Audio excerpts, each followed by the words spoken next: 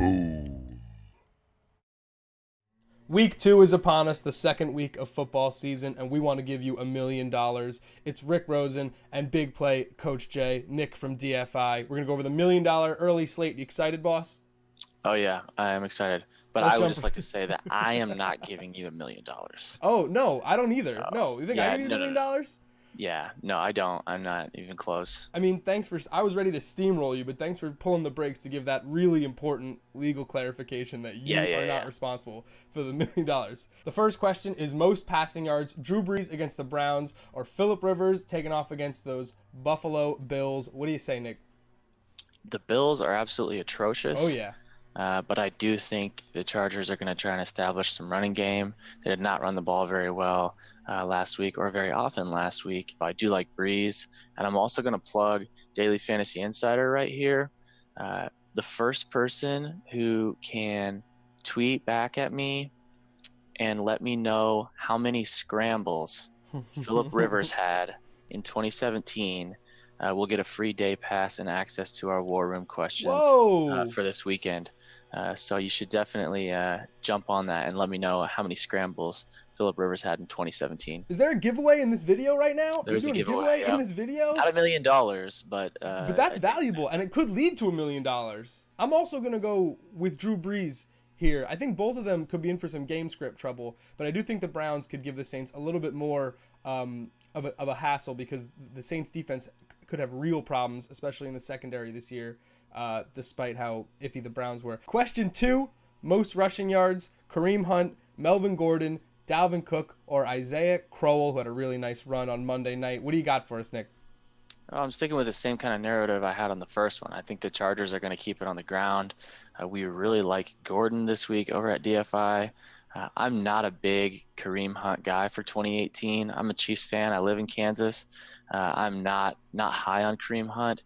He was the backup last year until Spencer Ware got hurt. He had a great 2017 year, but Spencer Ware is back. Damian Williams is in town. I just don't think he's going to get the same volume. But I do like Melvin Gordon over those other two options outright.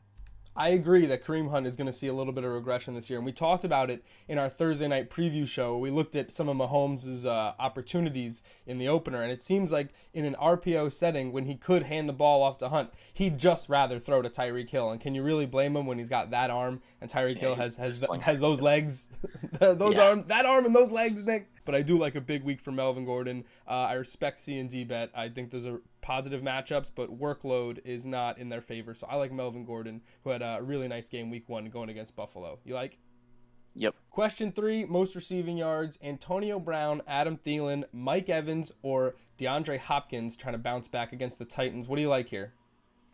Well, Antonio Brown has shown us time and time again that he is matchup proof as it is. Yeah. And this week he has a beautiful matchup with a terrible Chiefs secondary. So being matchup proof and also having a bad matchup, I think he's going to go off.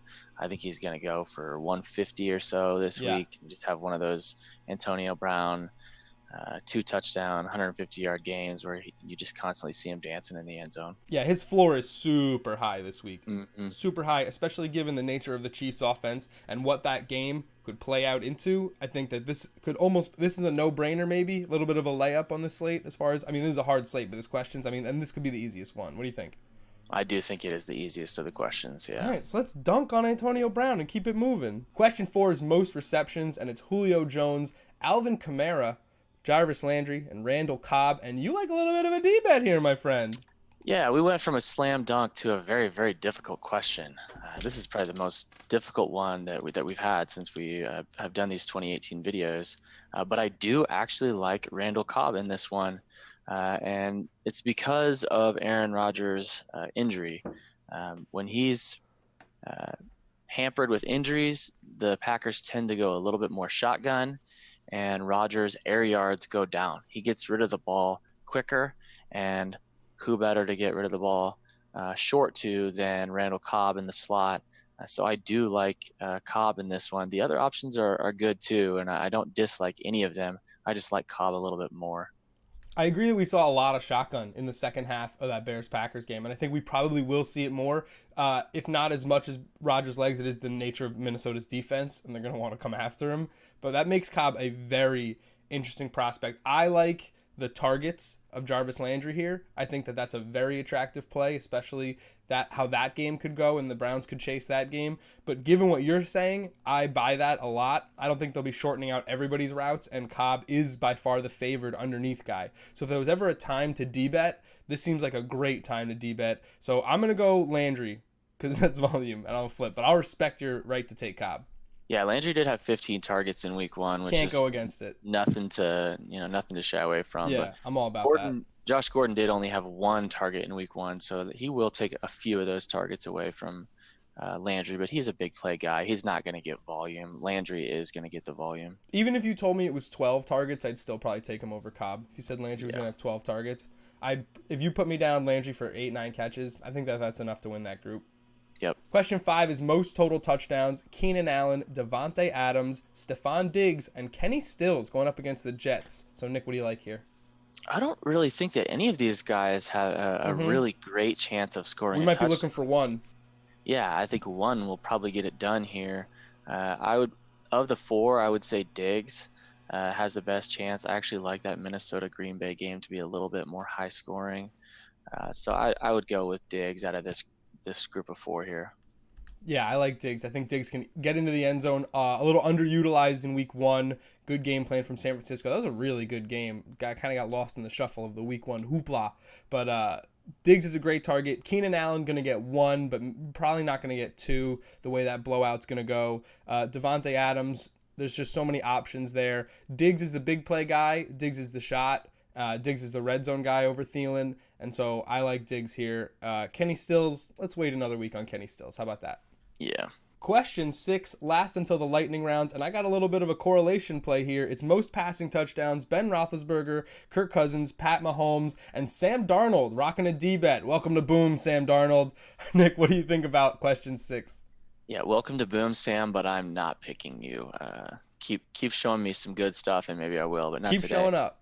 Yeah, I'm still going to pick on the Chiefs secondary here and go with Roethlisberger at home against a bad secondary. James Conner looked great in week 1, but he did carry the ball a ton. I don't anticipate that they will be running the ball on the ground a lot this week. I do think they're going to pick on those back 4 for the Chiefs. We love it. We love it. That's the play. Antonio Brown and Ben Roethlisberger. Check it.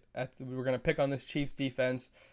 In Pittsburgh, we get the positive Roethlisberger splits. That's a real thing. It's kind of crazy, but he must have like a really comfy bed at home. What's up with that? He averages like 25 fantasy points per game at home and 15 It's on insane. the road. So it's not even like a couple points difference where you're like, well, should it matter? No, it's 10 real points difference. Concrete. It does matter. Yep, not on the road. Yes, at home. Question 7, you are 2 questions away from $1 million. Can you feel it? Now it gets tough. We need Michael Thomas exact receiving yards.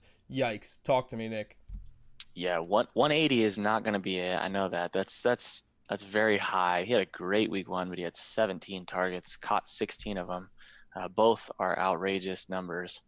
I think he's going to be closer to 100. I would say maybe like 115, 110, somewhere in there this week. I think they're going to spread it around a little bit more. It's a good matchup with Cleveland, but I don't foresee him matching his week 1 production. I would think 180 yards is a little ambitious. Just a little bit to get back to that. I think that's just a wicked high number. But I agree think it's that a lot ambitious. It is a lot ambitious. I'm okay with declaring that as well. But I do think that there's a hyper-focused amount of big plays towards Michael Thomas, and he is their number 1 guy. So I'm not willing to pull it down that much. I mean, they were chasing a game to Tampa, the worst secondary in football. So we have to take all of that with a grain of salt. So he's going from the worst secondary in football to Denzel Ward, who I actually thought played pretty well in the opener. So I'm going to give him 119. How do you like it? I like it. Last question for $1 million. Are you ready? Tyreek Hill, receiving yards. Can you handle it? This could be the biggest number. This could be no number. This could be any number. This has to be a number. Nick, what's your number? I think it's going to come down from last week. I don't particularly like his matchup with Mike Hilton. Mike Hilton had a pretty good year in 2017. I do still think that he's Mahomes' favorite guy, and Mahomes is going to go to him. But I actually like Watkins to have a better week this week for the Chiefs. So I'm going to go 80 85-ish, 80 to 85-ish for Tyreek Hill this week. I don't know what's crazier, that you just predicted sub 100 yards for Tyreek Hill, or that you predicted a big Sammy Watkins week. That's a chest hair prediction. 130. I still think he's going to be there. I think he's going to be there. He's got to be there. They don't really have a third option. It's Kelsey, Hunt, and Hill, and that's kind of what you want in fantasy. But you had fullbacks catching touchdowns for the Chiefs week 1. What is that about? Yeah, Anthony Sherman. He's Thanks for nothing. I'm trying to play fantasy football over here. Anybody can have a big game. It could be Kelsey, it could be Hunt, it could be Hill. Now, potentially Sammy Watkins now that he's in town. I just think that it's a safer bet to go a little bit lower for Hill than predict another monster game for him. Well, that's your hometown squad. You know better than anybody. Thanks for coming on with me. Thanks for rocking a matching hoodie. I really appreciate that. And thanks for including a DFI offer in this video embedded. Go get it. And we'll see you for Monday night, right? Yeah. Can't wait. Deuces.